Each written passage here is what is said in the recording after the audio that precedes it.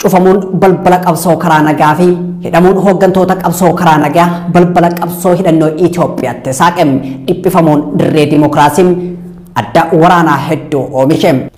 Dirreen waraanaa oomishamuun cubbuu lammiilee nagaa irratti raawwachiise. Yakki saba Tigraay irratti raawwatame Oromiyaa irrattis deebi'uufi. Dhaabbileen miidiyaa fi xiinxaltoonni biyyoota dhihaa Itoophiyaanota caalaa Itoophiyaan bittinnaa akka jirtuu fi biyya du'a afaan geetti akka taate barreessaa dubbataa dubbisiisaa dubbachiisaa jiru. Itoophiyaan biyya poolisiin Isaayyaasiin gorfamtu biyya addunyaan balaaleffatte biyya rakkoo keessoo mariin furuu lagatte biyya qawwee kaastee lammii isii wal ficcisiiste biyya gaarreenii fi laggeen isii dhiigaa fi lafee ilmaan isheetiin guuttamte taatee afaan bolla du'aa teette du'a eeggataa jirtiin mata dureewwanii fi yaada xiinxalaa Itoophiyaa irratti kennamanidha. Biyya guddoo hundee gaanfa Afrikaa turte tana irratti biyyi hin dhaadamne hin jiru. Jettiin biyyoota ollaa hidha uummanni Itoophiyaa birrii sabbata irraa hiikkatee hidhee irraa barrisaa akka barbadeessuu danda'an dhaamu.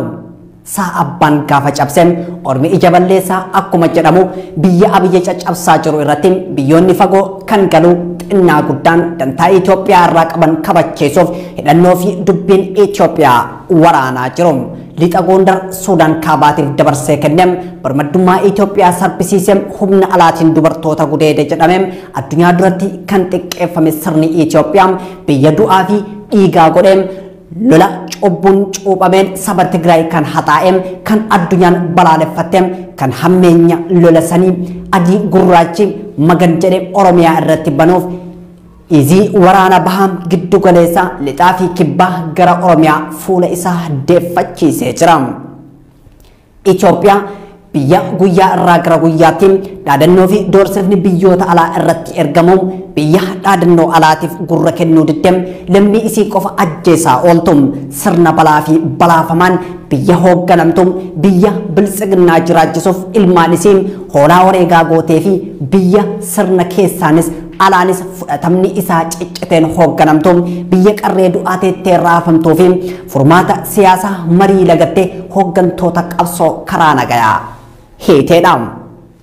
Waldhabdee hidha laga Abbayyaatiif furmaanni dippiloomaasii qofaa miti dhaadanni jedhu Itoophiyaaf ergamaa jira. Yaa laga Abbayyin walqabate Ugandaan osoo hin hafin faallaa Itoophiyaa goruun hirmaannaa taasisaa jirti. Biyyoonni fedhii addaa Itoophiyaa irraa qaban dippiloomaasii diduu filannoo qawweetiin dantaa isaanii akka kabachiisan dhaamsa badhaafamaa Noobeelii nageenyaa bara 2019 ergaa jiru. Garuu hoogganaan Loorentii nageenyaa balaa biyyoota alaa irraa Itoophiyaatti gulufaa jiru aarsaa hamaa Itoophiyaa akka biyyaatti kafaluuf jirtu dhaabuu caalaa siyaasaan kee riqicha diigamaatiin warreen jedhan hidhee kan hafe qawween biyya keessa ari'aa jira. Duula waraana Tigraayitti geggeeffame booda kan biraa humna ijaarameen Oromiyaa irratti labsameetii jira. Kun ammoo eega ajajaan olaanaan waraana bilisummaa Oromoo Marroo Dirribaa kaayyoo qabsoo isaa Aljaziiraa irratti ibseen booda.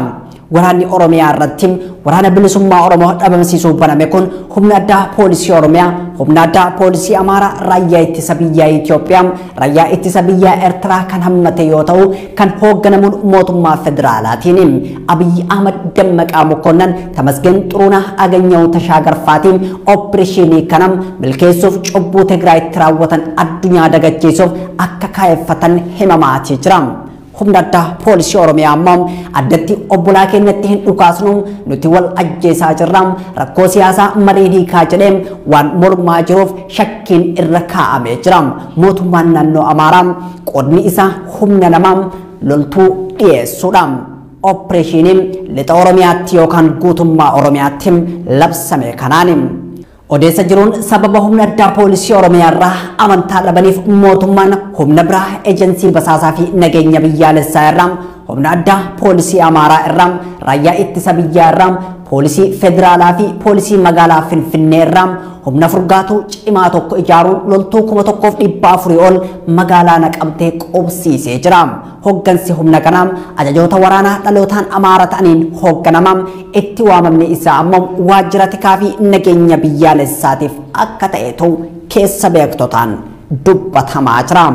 Humni waraanaa Eertiraa, humni addaa mootummaa naannoo Amaaraa, raayyaan ittisa biyya Itoophiyaa waliin ta'uun lola siyaasaa fi waraanaa uummata Oromoo irratti banaa jiru. Abaa'oo shanee balleessinee Itoophiyaa qulqulleessinan dhaadannoo isaaniiti. Oromiyaan waraana siyaasaa fi waraana adda waraanaatiin dhiiguu jalqabdee jirti. Amaloota waraanaa kaabaatti ta'e keessaa tokko bilbilaa fi intarneeta cufuudha. Tooftaan intarneetii fi bilbila cufanii uummata waraanaan adeemsisuu kun kutaalee Oromiyaa akka Maccaalixaa, Bahaa fi Gujii Bahaa fi Lixa akkasumas Booranaa kan hafe ammoo Shaggar Lixaa keessatti jalqabeetii jira. Naannota kanneen keessatti intarneetii fi bilbilli addaan citeetii jira. Dabballee mootummaa irraa kan dhagahamu Oromotu Itoophiyaa bulchaa jiraadha. Garuu gaafiin uummata Oromoo namni Oromoo ta'e Itoophiyaa haa bulchuu osoo hin taane Oromoon Oromiyaa irratti abbaa ta'e bilisummaan haa jiraatudha. Itoophiyaan bulchiinsa biltsiginnaa jalatti dhiibbaa alaa fi dhibee keessoo dandeette biyya nagaa taatiin yaaddoo uummata Itoophiyaa qofa osoo hin taane yaaddoo saba himaa fi xiinxaltoota akkasumas hawaasa addunyaati. Kana irraa kan ka'e hireen Ygolaviyaa muudate Itoophiyaa muudachuu danda'an gaafii sabi maalee fi xiinxaltoota addunyaati. Itoophiyaan Ygolaviaan itti aantu ta'uu dandeetti. Is Itoophiyaa the next Ygolaviyaa mata duree jedhu jalatti miidiyaaleen garaagaraa namoonni siyaasaa waa'ee wal fakkeenya siyaasaa Itoophiyaa fi Ygolaviyaa barreessu. Seenaan Ygolaviyaa kan Itoophiyaan itti fakkeeffamte hireen Ygolaviyaa Itoophiyaa muudachuu malti jedhame kun maali? Ygolaviaan seenaa akkamii qabdi? Maaltu muudate? Itoophiyaa ammaa fi Ygolaviyaa maaltu wal fakkeessa? Kan jedhu galaa mil'uu tibbanaa godhannee jirra. Kun mil'uu tibbanaati.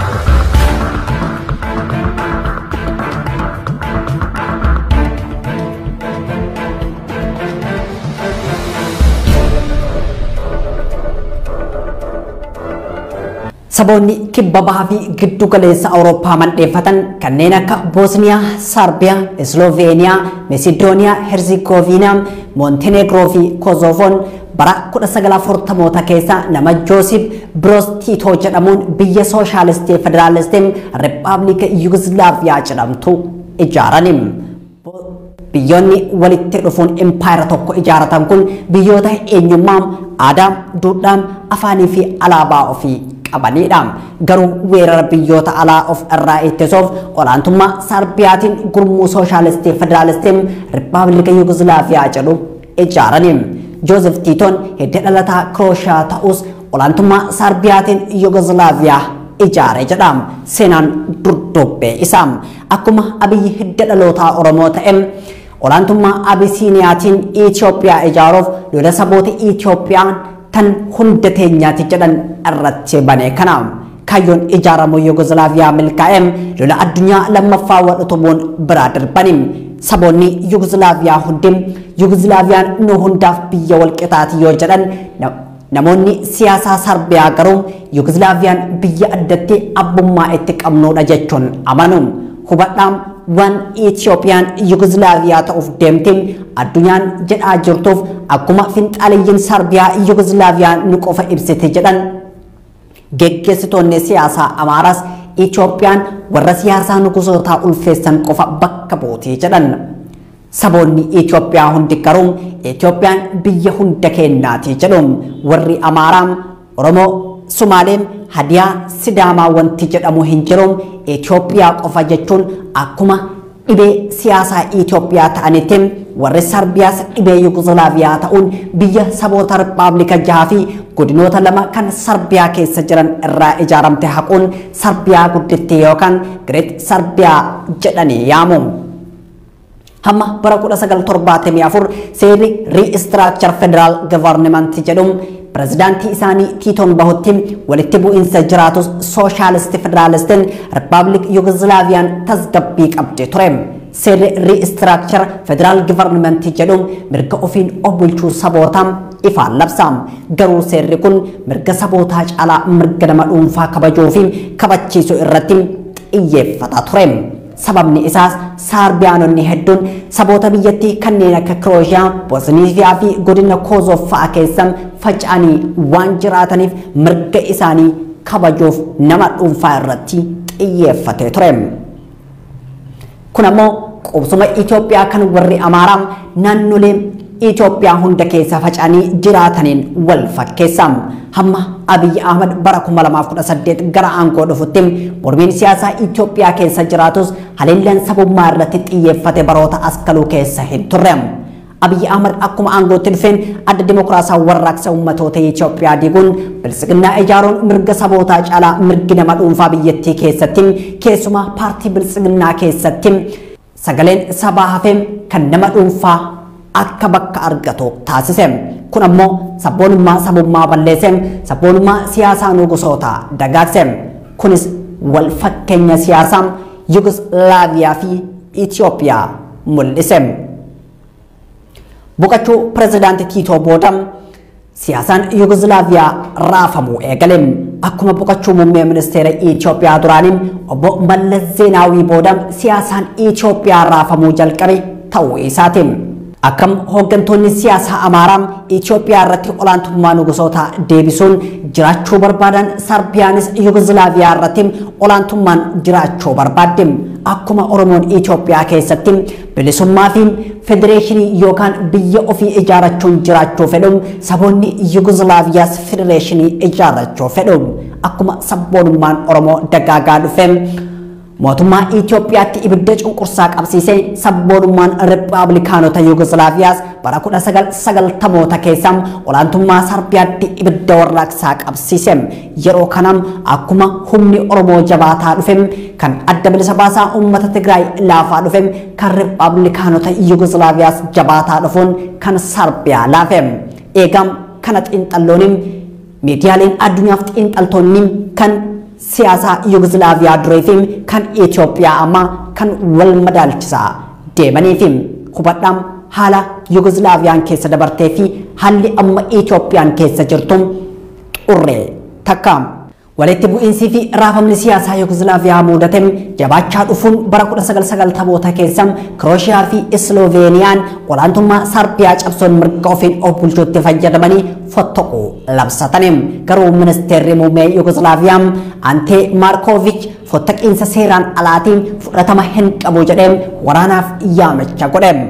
Gochaan Islooveeniyaa fi Kirooshiyaa filannoo Tigraay adeemsiseen kan wal simu yoo ta'u, gochaan muummee ministeera Ante Maarkoovich kun ammoo fottoqiinsi seeraan alaati jedhee waraana labse sun jecha Abiy Ahmed filannoon Tigraay ጨረቃ ምርጫ ጀደሰኒን ወልፈካታ ጀደን ሚዲያሌስ ተኤ ነሞኒ ሲያሳም ብዮተ ሊጣ ወልፈከኛ ዩጎስላቪያ ፊ ኢትዮጵያ ዮካሰኒም ትግራይ ክልል የሚደረገው የጨረቃ ምርጫ ነው።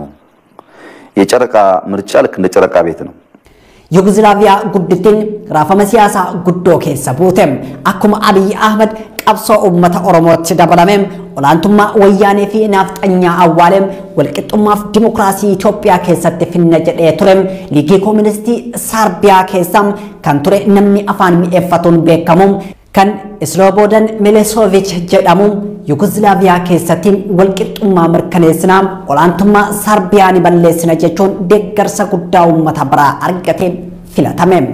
Slobodan Milošević hoggansa nagaa fi jijjiiramaa jedhameen lammii Ygolaaviyaatti hamma Awuroopaanotaatti dhaadeffamem. ni faarfamem ni jajamem. Abiyyi Ahmadis hooggansa jijjiiramaa abbaa nagaa badhaafamaa Noobeelii nageenyaan ilma abbaa gadaa jedhameen faarfamuu isaa hundatu gurraa qabaam. Akkama maaksii Oromoo kan jajameen ni jaji'ama jedhu san Isloobodan Miloosooviich ta'ee Abiyyi Ahmad bakka ummanni isaan kaayatee mucucaachuu jalqabanim. Isloobodan Ygolaaviyaa guddoo ijaarra jedhaam olaantummaa Sarbiyaa tarkaanfachiisutti fuulleffatem. Abiyyiin Oromoon hamma gaanfa Afrikaatti bulchite jedhaam olaantummaa nugusootaa deebisutti ce'em.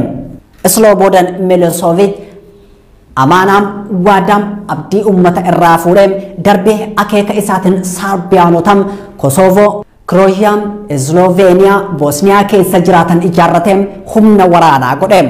Humna waraanaa ilaalcha isaatiin leenjeem saboota hunda irratti ramadeem. Hooggantoota waraanaam lammiilee Sarbiyaa godhee sagardaa hooggantoota waraanaa lammiilee Sarbiyaa godheem sadarkaa qondaalummaa hereefim. Haalli yeroo san Isloobodan Miloosooviich godhee kan Abiyyi Ahmad Itoophiyaa keessatti amma godhaa jiruun wal fakkaatam. Abiyyi gorsitoota isaa irraa kaasem hamma mooraa leenjii waraanaatti namoota ilaalcha nugusootaa qabaniin guutem. Kaan ammoo Oromoon hamma gaanfa Afrikaatti bulchaa hurrii jedhu itti mareem siyaasa isaa akka tarkaanfachiisu godhem. Humna addaa poolisii Oromiyaa ilaalcha eda'amuutiin leenjisee ummatatti bobbaasem. Humna addaa Amaaraam saboota kaan irratti qajeelchem. Akkuma ummata Tigraay irratti jabeenya miira bineensummaa jibbaa raawwachiisem Oromoo irratti raawwachiisuuf lixa Oromiyaa qobsiisee jira. Wanti fagootti kunnootii jedhan kunootiin baatem humna addaa poolisii Amaaraa godina Wallagga Bahaa karaa buree jedhamuun seeneem aanaa giddaa ayyaanaa keessaa mana ummataa ibiddaan barbadeessaa jira. Asirratti tarsiimoo guddaa humna addaa poolisii Amaaraa keessaa mana barbadeessuun ummata buqqisuun ajjeesanii darbuu fi lafa weeraruun istiraateejii isaanii guddaadha. Walfakkeenyi siyaasaa Itoophiyaa ammaa fi Ygolaaviyaa durii hin dhumne. Akkuma amma Itoophiyaan nafxanyoomaa jirtu kanatti Ygolaviaan deebitee sarbiyoomte. Akkuma Oromoon gaafii abbaa biyyummaatiin mootummaa Abiyyi Ahmad bahaa gala dhoowwe Rippaabilikaanonni Ygolaaviyaas gaafii ofiin of bulchuutiin Isloobodan Miloosooviich taa'aa dhaabbii dhoowwaniim. Kirooshiyaanonnim Monteneegroonnim Kosovoononnim Sloveeniyaanonnim hiriira mirga hiree ofiin murteeffachuu bahuun olaantummaa Sarbiyaa bulchiinsa Ygolaaviyaa keessatti mormuu jalqabaniim. Finxaalessonni siyaasaa nugusoota Itoophiyaa keessatti Itoophiyaa jalatti dhokatuun akkuma sabaaf sablammoota cunqursan Sarbiyaanonnis Ygolaaviyaa jalatti dhokachuun Rippaabilikaanota cunqursuun warra mirga ofii ofiin murteeffachuuf hiriira bahem dhibbootam fotoksitootam jedhanii arrabsuun.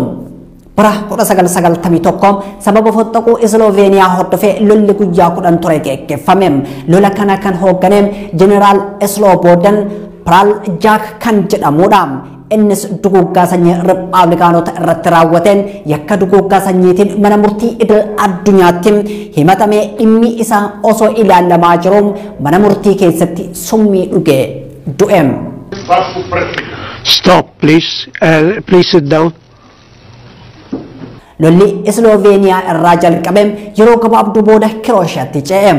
Booda irra hunduu lolichatti hirmaachuun wal balleessutti ka'em. Kan wal haleelu malee kan wal gargaaru hin jiru. Michummaan saboota Ygolaaviyaa keessaa dhabamem diinummaan bal'atem. Dhiigni dhangala'eem lubbuu balleessem.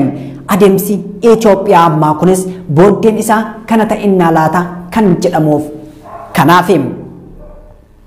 Dhaabbanni mootummoota gamtoomanii jidduu seenem rakkoo jiru mariin furuuf yaada dhiyeessinaan Sarbiyaan opereeshinii olaantummaa seeraa irra jirra jechuun diddem. Itoophiyaanis irra deddeebuun waa'ee opereeshinii olaantummaa seeraa kana dubbataa turtem. Keessaa yommuu muummichi ministeera Itoophiyaa Abiyyi Ahmad Aliin waa'ee olaantummaa seeraa kabachiisuu kana yoo dubbatu teessoo irraa ka'aa turem. Haalli hammaataan dhufnaan dhaabbanni mootummoota gamtoomanii humna nageenya eegduu neetoo ramadee gara Ygolaaviyaa ergem. Sarbiyaan garuu humna nagaa eegduu dhaabbata mootummoota gamtoomanii kana ni haleelte. Neetoon Sarbiyaa irratti tarkaanfii fudhachuun lola nagaa kabachiisuu itti fufeem. Lola Ygolaaviyaa keessatti bara 1991 hamma bara 2001tti geggeeffameen lammiileen Ygolaaviyaa kuma baay'een lubbuu dhabanii jiru. Balaan Ygolaaviyaa muudatuun lubbuu lammiilee 100,000 olii galaafate kun sababni Slobodan Milošević garaagarummaan sabootaa kabajeem waliin bulchuun isee saboota walitti baqsuuf yaaleen balaan hammas gahu dhalateem. Slobodan Milošević dabalateem ajajoonni waraanaa aangoonni mootummaa namoonni baay'een mana murtii idil addunyaatti himatamaniin. Slobodan Milošević bitootessa 11 bara 2016 innis mana hidhaa kan kibba Neezerlaanditti argamu keessatti du'eem. Itoophiyaan qarraa Ygolaaviyaa muudattee jirti. Lammiileen isii guyyaan dhumaa oolu kaaba Itoophiyaa gaarreen Tigraay keessatti reeffi lammiilee nagaa bineensaan nyaatamee jira. Oromiyaa guddoo keessatti dargaggeessi mana hidhaatii baafamee ajjeefamee jira. Waraanni guddaan gama siyaasaa fi kallattiin uummata Oromoo irratti banamee jira. Benishaangul Gumuz keessatti ajjechaan aadeffata ta'eem. Egaa kun carraa Ygolaaviyaatu Itoophiyaa muudataa jira jedhamee xiinxaltootaan yaanni itti kennamaa jira. Bulchaan Itoophiyaa hooggantoonni waraanaa Itoophiyaa akka hooggantoota Ygolaaviyaa mana murtii idil addunyaatti dhiyaatan immoo hin hafaniin gaafii deebiif yeroo barbaadudha. Akkuma Abiy Ahmed ilaalcha sabummaa balleesseem ilaalcha saboota biyyattii eenyummaa isaanii irraa quucisee eenyummaa biraa itti godhuuf deemaa jiraachuun isaan Itoophiyaa hiree Ygolaaviyaa muudachiisuu mala jedhametti tilmaamama. Amma irras gahameetii jira.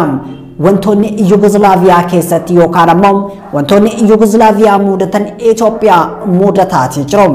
Lolli garee bilisiginnaa kan aanguma mootummaa federaalaa harkaa qabuu fi kan aanguma mootummaa naannoo Tigraay harkaa qabu akkasumas waraana bilisummaa Oromoo kan bilisummaa uummata Oromoo fi saboota cunqurfamaaf qabsaa'aa jira jedhu jidduutti adeemsifamaa jiru kan salphatti dhaabbatu akka hin taanee fi yakka waraanaa addunyaa irratti mul'atee hin beekne kan hordofsiisu jedhamee dubbatamaatii jira.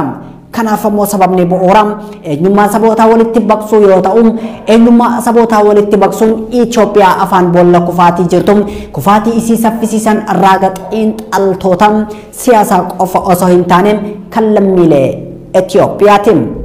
Hunda caalaa balbalti qabsoo karaa nagaa mootummaa Itoophiyaatiin cufachuun qabsoo hidhannootiif dhumaatii lammiilee Itoophiyaatiif balbala saaqeem akkuma waraanni Tigraay